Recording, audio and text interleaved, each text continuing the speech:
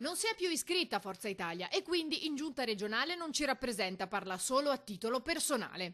A dirlo il deputato veneziano Renato Brunetta, a margine del direttivo regionale di Forza Italia, nei confronti dell'assessore regionale Elena Donazzan, che aveva criticato qualche giorno fa il partito per non aver votato il DL Sicurezza.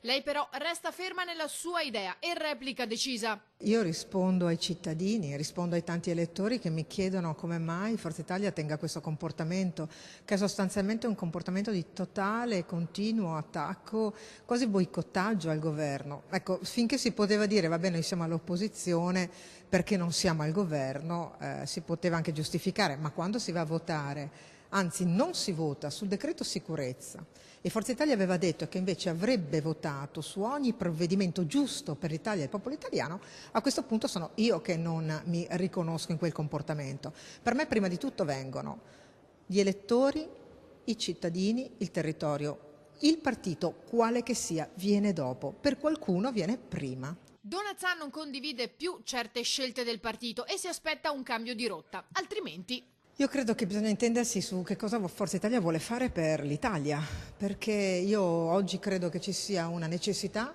di esprimere un vero interesse nazionale, che oggi il problema sia il rapporto dell'Italia con l'Europa, che non può essere subordinato e troppe volte Forza Italia sembra quasi essere l'amica dei partiti popolari europei che guardano più all'interesse della Germania che non a quello dell'Italia. Su alcune questioni, sicurezza, immigrazione, non esistono parole moderate, esistono forse toni meno accesi che dovrebbero essere interpretati da Forza Italia, ma ci vuole una chiarezza di intenti, anche stare a fianco del Ministro dell'Interno Salvini, che su questi temi si è dimostrato molto chiaro. Allora io non so che cosa Forza Italia vorrà fare, se vorrà cambiare la sua politica e rispondere all'interesse dell'Italia, all'interesse del territorio e cominci a lavorare per questo, allora ci sarà forse una speranza anche per riacquistare qualche voto in più, forse anche il mio.